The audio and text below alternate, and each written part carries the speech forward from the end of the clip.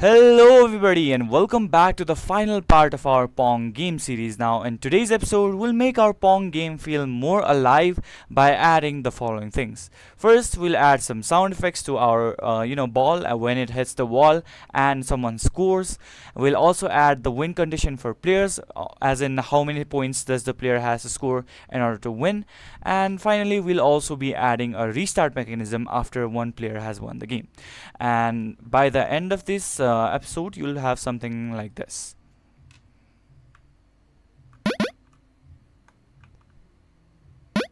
And let's score first. So see, that will be our final product, and it will restart basically after 5 points. So let's get into making our game more lively. And just a quick shout out, if you are learning Lua, you can check out our app on the Play Store. Lua for games to learn and code. It is packed with interactive courses, fun coding challenges, and a built-in Lua compiler and step-by-step guides to build games like Brick Breaker. It is perfect for beginners who want to learn and practice Lua all in one place. So you can go check it out on the Play Store from Codin, Lua for games, learn and code. Now let's get on with the video.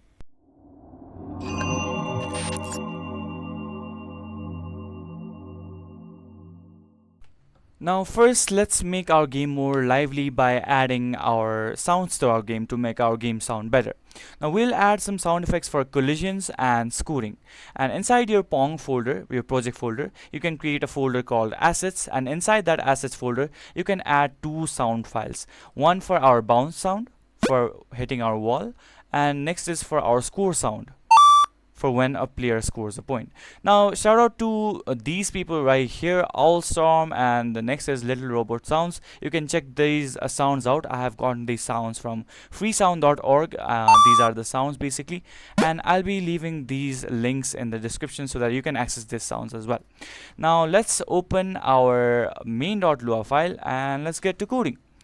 Now we'll load these sound effects inside love.load. Now after our scores, let's load our sounds. So load sound effects. And I know you guys have been asking for the source code. After this completion of the final part, that is this episode, I'll be leaving the source code in the description as well, so you can check that out when this episode airs. So first of all, let's load our bounce sound. So bounce sound equals love.audio.new source. We have stored it in assets slash, we have stored it as bounce.wav, and for our loading method we'll use static, since this will be a short sound effect. I should add a quotes here as well. And as for our score sound, we'll do love.audio.new source once again, and it's the same, it's assets since it is inside our assets folder, and then our score.wav, and this will be static as well, so static. Now after we have loaded our sound effects, we can go inside love.update and add these sound effects to their appropriate places. So inside our love.update, let's see. Okay, so when our paddle and ball meet, we have to hit bounce sound. So first of all, if our player 1 and paddle collides, then we have to write love.audio.play. Now if you're new to this series and this is your first episode, we have actually had 2 episodes before this where we have coded almost all of the game. This episode is just for polishing the game, so you can check those episodes out as well. Link will be in the description. Now when our player and ball collide, we have to play the bounce sound. So I'll copy this and I'll paste this here as well, so that both paddles make a sound when colliding with the ball. Now when it hits the wall as well, so this is for our wall, we have to add the bounce sound here as well when it hits the wall. So I should have commented this part and made it clear. When the ball hits the wall. That kind of rhymes, okay. So first we'll play our sound, and then we'll reset the ball and reverse its direction. So here we'll add the bounce sound as well. Now as for our score.wav, that is our score sound, we'll add that when someone scores. So where was our score? So it was down here. That's right, we have increased the score, and after increase the score, let's play our increased score sound. So love.audio.play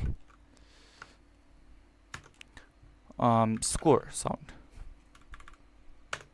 and the same goes for when the other player scores. Okay, we are done with adding our sounds. Let's check out our game and see if it is successful. See, okay, it bounces as well. Let's see if it scores. Okay, well, our sounds are loading quite well. Now let's get to the part of defining a win condition. So actually, before defining our win condition, let's make our score display clearer and more polished. So inside love.draw, where we have drawn our scores, so where is love.draw? Here is our drawn our scores part. So first we'll use, instead of print, we'll use printf, and basically the syntax for printf is like this. So love.graphics.printf, first we'll write what we have to print. So we'll print score 1 and 2. For now I'll write 1, and then our x position, then y position, and then the limit, which is the maximum width the text is allowed to take, and if it crosses that width, it'll start displaying from the next line. So that is our limit, and after that we have our align property as well. Now this is basically how your text is aligned according to the given limit. Now instead of these bland prints, we'll use love.print, I mean printf. So love.graphics.printf will print score 1 at first. Let's say it will display at 0, and then 50, 400. But instead of just starting from the top, left side of our x-axis, since we have put 0, we'll align it to the center, so it displays cleanly and neatly at the center. Okay, this should be in quotes, center should be in quotes, that is why a yellow line was shown.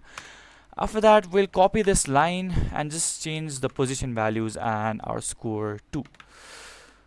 So this will be, let's say, no, not this, this will be 400.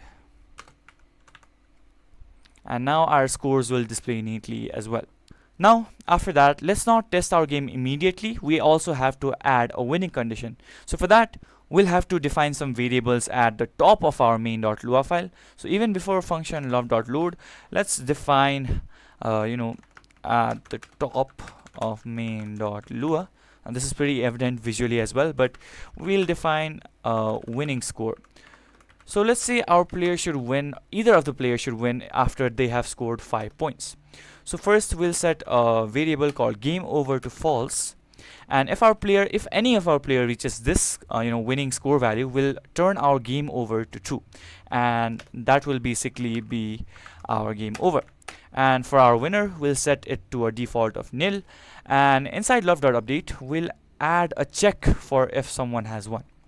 So where's our love.update? This is our love.update, and at the bottom we'll add, no, not at the bottom, this should actually be at the top to see if someone has won or not. So love.update, at the top we'll see check if someone won. Now for that, we'll do if score 1 is greater or equal to our winning score, which has a value of 5, then as I said before, we'll turn our game over value to 2, and we'll set the winner, true, and we'll set the winner to player 1. Now why we are defining a winner value, we have to display the winner on our screen as well. So for now we are assigning it to assigning player 1 to our winner value. And else if our score 2 is greater than or equal to our winning score, then it's the same gist. Game over will be true, and our winner will be player 2. Player 2. And to draw our winner onto the screen, let's do inside love.draw at the top, we'll do if game over, that is if someone has won.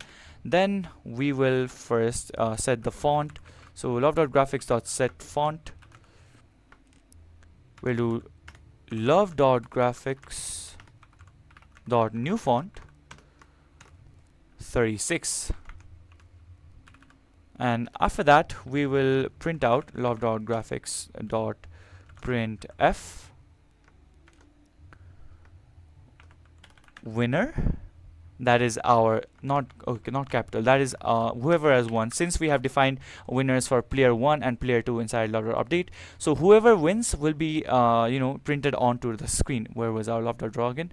So winner dot dot, that is concatenation operator, wins, and the positions will be 0 to 50.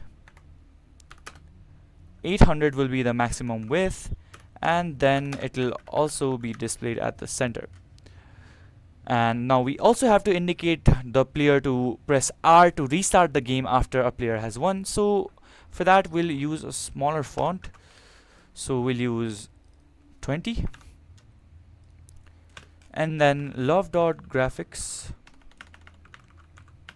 sorry for my sloppy typing, printf, we'll say press R to restart, to prompt the user to restart the game after someone has won. And after that we can display that at 0 and a bit below our winner display, so 300, and maximum width of 800 once again, and then it will be displayed at the center.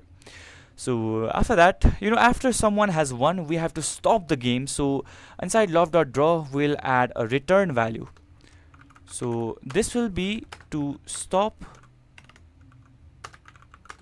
the stop drawing paddles and ball when the game ends. Now as for our restart mechanism, we have to define it, let's define it way at the bottom. So we have to restart our game when the player presses R. So what will we use? We'll use function love.keyPressed and key, and as we said before, the key should be our R key. And in order to prevent the game from restarting even when none of them have won, we have to pair it with game over. So only when the game is over and the player presses the R key, the game should restart. So then we'll reset our scores. Score 1 equals 0. Score 2 will equal to 0 as well. We'll have to write our game over false, and the winner will be no one. So winner is equal to nil. And after that we'll have to reset the ball. So reset ball will be used. And that is about it. But okay, here's some error. Okay, we didn't end our function. That's the error. And I think we defined this inside our love.update. Let's fix this real quick. So below that we'll define this.